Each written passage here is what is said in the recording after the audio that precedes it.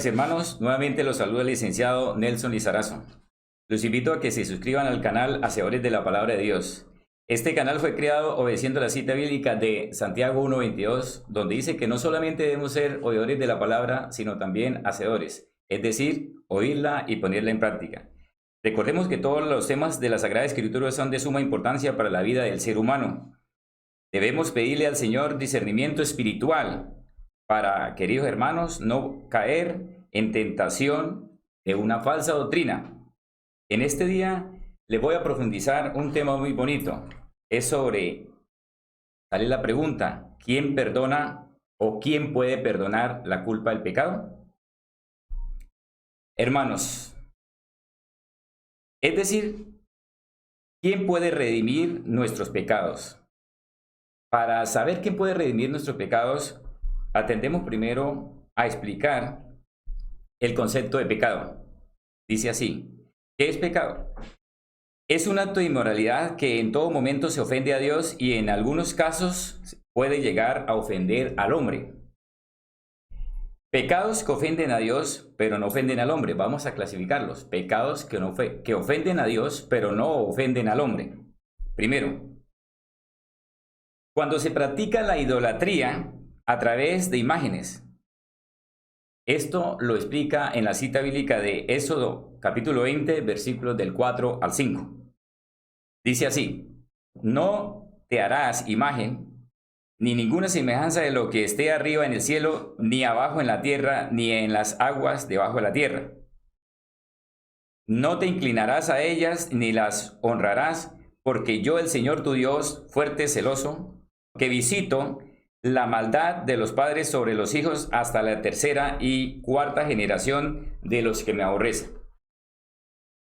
También nos explica que cuando se practica la idolatría a través de imágenes, es un pecado que ofende a Dios. Esto lo explica la cita bíblica de Éxodo 20, 23, donde dice así, no hagáis conmigo dioses de plata, ni dioses de oro os haréis. El segundo caso donde existe pecado que se puede ofender a Dios, pero no ofende al hombre, es cuando se practica la idolatría a través de satisfacer deseos de la carne.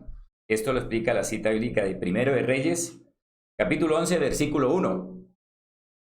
Pero el rey Salomón amó, además de la hija del faraón, a muchas mujeres extranjeras, a las de Moab, a las de Amón, a las de Edom, a las de Sidón y a las Eteas. Otro caso en donde se practica el pecado que ofende a Dios, pero no ofende al hombre, es cuando se practica la fornicación espiritual. El hombre crea sus propios dioses para adorarlos. Es decir, vamos a explicar en este momento o atender la cita bíblica de Oseas capítulo 1, versículo 2. Dice, el principio de la palabra del Señor por medio de Oseas, dijo el Señor a Oseas, ve, tómate una mujer fornicaria e hijos de fornicación, porque la tierra fornica apartándose del Señor. En este caso, la cita bíblica explica el profeta Oseas, donde Dios lo puso en práctica para demostrarle al pueblo cómo estaban pecando contra él, teniendo en cuenta la fornicación espiritual. Otro caso donde se practica el adulterio espiritual, que también es un pecado que ofende a Dios. En este caso, el hombre adora a dioses ajenos. También lo atendemos en la cita bíblica de Oseas, capítulo 3, versículo 1. Dice así, la Sagrada Escritura. Me dijo otra vez el Señor, ve, ama a una mujer amada de su compañero, aunque adúltera, como el amor del Señor para con los hijos de Israel, los cuales miran a dioses ajenos y aman tortas de pasas. También en este caso Dios utilizó al profeta Oseas para que tomara un ejemplo de cómo el pueblo estaba adulterando espiritualmente con él. Otro caso donde se produce el pecado que ofende a Dios es cuando negamos que Cristo Jesús es el Hijo de Dios y nuestro Salvador. Esto lo explica la cita bíblica de 1 Juan, capítulo 2, versículo 22 y 23. ¿Quién es el mentiroso? Sino el que niega que Jesús es hijo de Cristo. Este es anticristo, el que niega al Padre y al Hijo. Todo aquel que niega al Hijo tampoco tiene al Padre. El que confiesa al Hijo tiene también al Padre. Aquí también se practica un pecado que ofende a Dios, pero no ofende al hombre. Otro pecado sería cuando blasfemamos contra el Espíritu Santo. Recordemos que este es el único pecado que Dios no perdona, ni en esta vida, ni en la venidera. Eso lo explica la cita bíblica de Marcos 3, versículos 28 al 30. Dice así la palabra del Señor. De cierto os digo que todos los pecados serán perdonados a los hijos de los hombres, y las blasfemias, cualesquiera que sean. Pero cualquiera que blasfeme contra el Espíritu Santo no tiene jamás perdón, sino que es reo de juicio eterno, porque ellos habían dicho, tiene espíritu inmundo. Los fariseos criticaban que Jesucristo sanaba con el espíritu de Beelzebú, y no aprobaron que Jesucristo sanaba con el Espíritu de Dios. Eso es una mentira o una blasfemia contra el Espíritu Santo que jamás tendrá perdón ni en esta vida ni en la otra, queridos hermanos. Los judíos, conociendo la ley, estaban seguros que el único que podía perdonar pecados era Dios. Y por esta razón se asombraron cuando vieron que Jesucristo, aparte de sanar enfermedades, también podía perdonar los pecados de las personas. Veamos la siguiente cita bíblica. Lucas 5, versículos 20 al 25. Dice así. Al ver él la fe de ellos, le dijo, hombre, tus pecados te son perdonados. Entonces los escribas y los fariseos comenzaron a cavilar diciendo, ¿quién es este que habla blasfemias? ¿Quién puede perdonar pecados sino solo Dios? Jesús entonces, conociendo los pensamientos de ellos, respondiendo les dijo, ¿qué caviláis en vuestros corazones? ¿Qué es más fácil decir, tus pecados te son perdonados? O decir, levántate y anda. Pues para que sepáis que el Hijo del Hombre tiene potestad en la tierra para perdonar pecados, le dijo al paralítico, a ti te digo, levántate, toma tu lecho y vete a tu casa. Al instante levantándose en presencia de ellos y tomando el lecho en que estaba acostado, se fue a su casa glorificando a Dios. El anterior pasaje bíblico nos explica o nos enseña que el único Hijo de Hombre al cual Dios le dio la autoridad aquí en la tierra para perdonar pecados se llama Jesucristo. En el antiguo pacto, el rito para la expiación de los pecados era ofrecido todos los años y dirigido por el sumo sacerdote desde el lugar santísimo. Esto pasaba en el Antiguo Testamento, o sea, en el antiguo pacto. En el nuevo pacto, Cristo Jesús entregó su cuerpo una sola vez y para siempre, permitiendo con ellos que todos tengamos acceso y libertad para entrar en forma directa y personal al lugar santísimo con el propósito que nuestros pecados sean perdonados ante Dios y no ante los hombres. Esto lo explica la cita bíblica de Hebreos 10, versículos 12, 19 y 20. Dice así la Sagrada Escritura, pero Cristo, habiendo ofrecido una vez para siempre un solo sacrificio por los pecados, se ha sentado a la diestra de Dios. Así que, hermanos, teniendo libertad para entrar en el lugar santísimo por la sangre de Jesucristo, por el camino nuevo y vivo que Él nos abrió a través del velo, esto es, de su carne. Recordemos, queridos hermanos, que en el momento de Jesucristo morir en la cruz, se rompió el velo que estaba en el templo, el cual separaba el lugar santo del lugar santísimo. Otra cita bíblica sería Marcos 15, 38. Dice así, entonces el velo del templo se rasgó en dos, de arriba abajo. Lo que les estaba recordando, queridos hermanos. Hermanos, la muerte de nuestro Señor Jesucristo en la cruz nos enseña que ahora el lugar santísimo es ir a la presencia de Cristo Jesús, porque Él es el único mediador ante Dios para que todos nuestros pecados sean redimidos. Es decir, el perdón de los pecados se hace a través de Jesucristo, por la presencia de Jesucristo. Jesucristo es el mediador para que Dios nos perdone todas las culpas y no cualquier hijo de hombre. Lo que dice la Iglesia Católica sobre el pecado. Vamos a explicar a ver qué dice la Iglesia Católica sobre el pecado. En el año 1115 después de Jesucristo, la Iglesia origina la tradición sobre la confesión auricular, es decir, que se podían confesar los pecados ante un sacerdote o ante cualquier presbítero de la Iglesia. En este caso, cualquier líder de la Iglesia tiene el poder para perdonar los pecados de algún miembro activo de la misma Iglesia. Esta Iglesia divide los pecados en dos clases, es decir, pecados mortales y pecados veniales. Vamos a ver qué quiere decir los pecados mortales, según la Iglesia Católica. Dice que son aquellos de mayor gravedad, no se pueden perdonar, es decir, que en este caso la salvación se pierde. Veamos lo que afirma la Biblia atendiendo esta situación. Lo explica en el libro de 1 de Juan, capítulo 1, versículo 7 y versículo 9. Pero si andamos en luz, como Él está en luz, tenemos comunión unos con otros, y la sangre de Jesucristo su Hijo nos limpia de todo pecado. Si confesamos nuestros pecados, Él es fiel y justo para perdonar nuestros pecados y limpiarnos de todo mal. Recordemos, queridos hermanos, que si confesamos los pecados, pero delante de nuestro Señor Jesucristo, Él atenderá, y como es grande en misericordia, Dios perdonará nuestras culpas.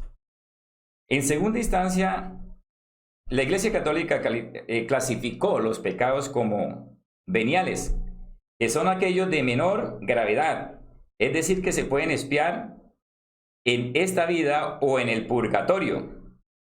¿Y qué es purgatorio? Según la Iglesia Católica, es una tradición originada en el año 593 después de Jesucristo, donde describe que el alma viajará a un lugar donde tendrá la oportunidad de purificarse. A un lugar. No se sabe en qué lugar geográficamente está destinado este purgatorio según la Iglesia Católica. Veamos lo que afirma la Biblia. La palabra purgatorio no tiene argumento bíblico. Es decir, si nosotros discernimos la Sagrada Escritura, en ningún momento, ni en el Antiguo Testamento, ni en el Nuevo Testamento, vamos a encontrar la palabra purgatorio. Los pecados, queridos hermanos, se redimen aquí, en esta vida.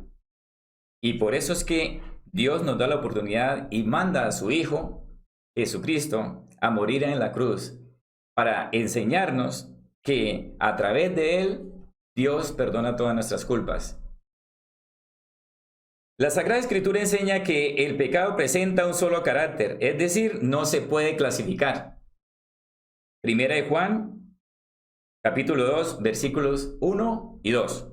Dice así: hijitos míos, estas cosas os escribo para que no pequéis, y si alguno hubiese pecado, abogado tenemos para con el Padre, a Jesucristo el justo, y Él es la propiciación por nuestros pecados, y no solamente por nuestros pecados, sino también por las de todo el mundo. Aquí está diciendo nuestro Señor Jesucristo, la palabra nos enseña que todo pecado tiene perdón, a excepción del pecado contra el Espíritu Santo, que ya lo comentamos anteriormente. La Biblia enseña que el único mediador para redimir nuestras culpas ante Dios es nuestro Señor Jesucristo. Hermanos, ni siquiera los apóstoles, siendo elegidos por Dios, tuvieron la autoridad para redimir pecados o para perdonar la ofensa a Dios, y que la única forma de redimir nuestras culpas es dejando el mal camino, buscando a Dios a través de nuestro Señor Jesucristo. Esto lo explica la cita bíblica, Lucas 24, versículo 47. Dice así la Sagrada Escritura: y que se predicase en su nombre el arrepentimiento y el perdón de los pecados en todas las naciones, comenzando desde Jerusalén. El apóstol Pedro nos enseña que no debía permitir que un hijo de hombre semejante a él se postrara a sus pies y menos perdonar sus pecados. Eso lo explica la cita bíblica de Hechos, capítulo 10, versículos 25-26. Dice así la Sagrada Escritura. Cuando Pedro entró, salió Cornelio a recibirle y postrándose a sus pies adoró. Mas Pedro le levantó diciendo, levántate, pues yo mismo también soy hombre. Pedro explica con esto que él no tiene derecho a perdonar pecados, ni tampoco permite que un hijo de hombre, algo semejante a él, se arrodille para que le adore. Solamente la adoración es hacia el Señor Jesucristo y nuestro Padre Celestial. Recordemos, queridos hermanos, que todos nosotros somos pecadores. Entonces un pecador no puede perdonar los pecados de otro pecador. ¿Qué podemos perdonar entonces nosotros? Esa es la pregunta, queridos hermanos, que sale. Jesucristo en la oración del Padre Nuestro nos enseñó que todos nosotros estamos en capacidad de perdonar cualquier ofensa cometida por algún semejante. Cualquier pecado ante Dios será perdonado con el compromiso que todos nosotros también perdonamos cualquier ofensa del semejante. Esto lo explica la cita bíblica de Mateo 6, versículo 12. Dice así la Sagrada Escritura: y perdona nuestras deudas como también nosotros perdonamos a nuestros deudores. Aquí Jesucristo está diciendo que nosotros podemos pedirle ante Él que nos perdone nuestras culpas, pero que también nosotros perdonemos la ofensa del semejante. Cada vez que perdonemos las ofensas que nos cause los semejantes, Dios también perdona las nuestras. En Mateo capítulo 18, versículo 21 y 22, dice así: entonces se le acercó Pedro y le dijo, Señor, ¿cuántas veces perdonaré a mi hermano que peque contra mí? ¿Hasta 7? Jesús le dijo, no te digo hasta 7, sino aún hasta 70 veces 7. O sea, muchísimas veces hay que perdonar la culpa del pecado o de la ofensa, pero que cometa el semejante contra nosotros o hacia nosotros. ¿Cómo podemos perdonar la ofensa al semejante? Aquí aparece una pregunta. ¿Cómo podemos perdonar la ofensa al semejante? Eso lo describe Mateo 18, versículos 15 al 18. Por tanto, si tu hermano peca contra ti, ve y repréndele, estando tú, él y él solos. Y si te oyere, has ganado a tu hermano. Mas si no te oyere, toma aún contigo a 1 o 2, para que en boca de 2 o 3 testigos conste toda palabra. Y si no los oyere a ellos, dilo a la iglesia. Y si no oyere a la iglesia, tenle por gentiles y publicano. De cierto os digo que todo lo que atéis en la tierra será atado en el cielo, y todo lo que desatéis en la tierra será desatado en el cielo. Queridos hermanos, el anterior pasaje bíblico nos enseña que si nosotros guardamos algún resentimiento de culpa hacia un semejante por alguna ofensa que nos haya causado, este acto inapropiado también será tenido en cuenta por Dios y impide que nuestra oración sea escuchada. Muchas gracias, queridos hermanos. Si tienen algún argumento bíblico sobre el tema antes visto, favor registrarlo en los comentarios. Servirá de mucha ayuda para crecer en nuestra vida espiritual. Les recuerdo, queridísimos hermanos, que para registrar cualquier comentario se deben suscribir al canal Hacedores de la Palabra de Dios. Muchas gracias por su atención y que el Señor los siga bendiciendo abundantemente. Amén, amén y amén.